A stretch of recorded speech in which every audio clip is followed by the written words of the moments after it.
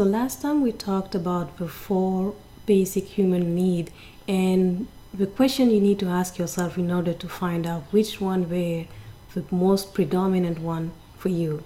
And we said that you need to ask yourself why you're making this decision. So just to recap, the four basic human needs were, first one was safety, the need for safety and comfort.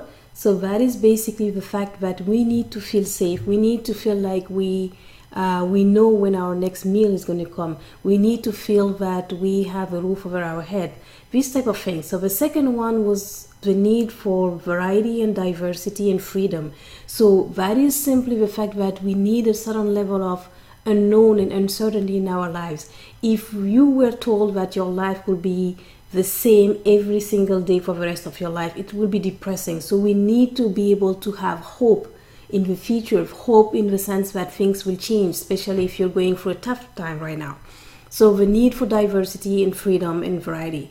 And then the third need is the need for love and connection. Love and connection, first of all, to ourselves, to people around us, all this type of thing. And then the fourth one, the last one, was the need for validation and respect. So the basic need for us to be acknowledged, for us to be recognized as an entity, and our opinions to matter. So these are the four basic human needs that we all have. Now today the question we want to answer is, what are you doing to fulfill this need? Because this is going to be a major part of helping you to make the decision on whether you want to change which one is your predominant need or not. Because sometimes it's about changing that, but sometimes it's just about focusing on how and what you're doing in order to fulfill those needs. Now I'll give you an example. For me, the predominant need for me was safety and comfort. And what I was doing actually to fulfill that need was to just work hard. And notice here that I'm not saying that I was working smart. I said I was working hard, and that ended up taking a toll on myself, on my health, and on my relationship. So here the thing is, because of the way I was raised, because of my values, for me, in order to get safety and comfort, I just needed to keep working hard and to keep dedicating myself and spending hours and hours and hours working. Someone else may have the same predominant need for safety and comfort, but because of the value and the way they were raised and the environment, they decide, okay, I'm going to fulfill that need by becoming violent.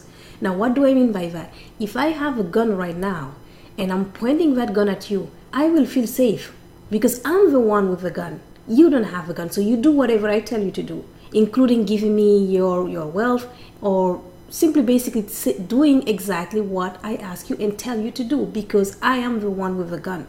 So a lot of time, people who will actually get into some violent behavior or manipulation or oppressive behavior, it's because they're trying to fulfill that need of safety and comfort, by controlling everyone, by controlling things, using violence to control things, or sometimes just manipulating people, emotionally blackmailing people so that they can control it. This is actually a way to fulfill the need of safety and comfort. And you can see here the difference from one person. For one person is actually working hard, and then for the other person is more getting into some manipulative type of game. So what you do to fulfill your needs is very important, because you can fulfill that need in a very negative way or in a very positive way.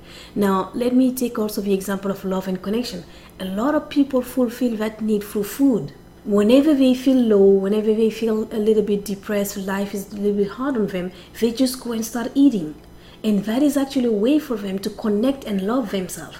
And that's why it's so hard for them to just get rid of it. Another common way I see people fulfilling their need for love and connection is shopping. So they know they don't have the money to go shopping, but when they feel low and things are tough on them, they just go for shopping, and they just keep putting themselves in financial difficulties. So these basic human need will express themselves one way or another. So either you find a way to express it and to make it happen in order to fulfill them in a very positive way, something that is going to move you forward in your life, or it's going to come out in a very negative way. But bottom line is that it is going to come up. So what are you doing today to fulfill your predominant need? The last example I want to share with you today was a client of mine was struggling with a lot of health issues, and the doctor told her that she really needed to rest her body, and she wanted to do it, but she just couldn't. Now this is where you wonder why. how come she couldn't just stop herself. Here's what happened.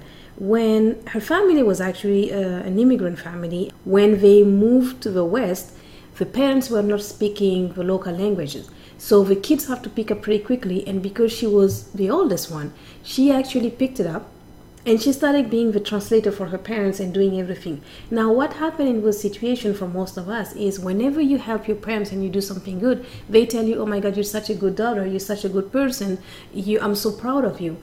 But what happened is she actually internalized this as, if I want to be loved and if I want to be recognized, I need to be serving people. So her entire life was just dedicated at serving other people through her wealth, her time, her energy, everything. She was just about helping and serving other people, because in her mind, the way to actually fulfill and get love and connect with other people is by helping them, to the expense of her own health. So helping others, supporting others is something that is extremely positive, and it's something that we want in our society. But at the same time, there's a need for balance. So sometimes it's not necessary that you need to change which one is your predominant need, but you just need to add a little bit more balance in what the way you are actually trying to fulfill was need. In my case, the reason why I wanted to change that is because I actually missed a lot of opportunities just because I was too scared, right? Because I was always going for safety and comfort. So it really depends on you. You have to make that choice to say, okay, what are my predominant needs, or what were my predominant needs so far? What was I doing to fulfill them?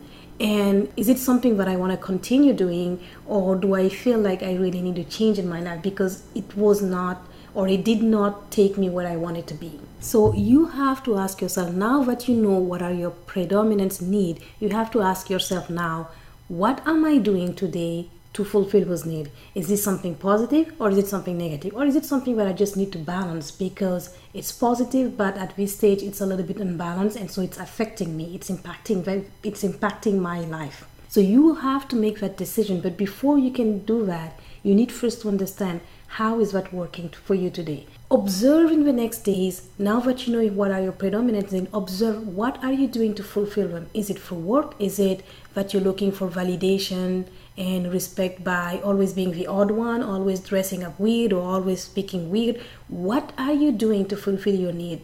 Is it something positive, or is it something negative? And if it's positive, is it something that is unbalanced that you need to balance out now? Just ask yourself those questions and observe how you react.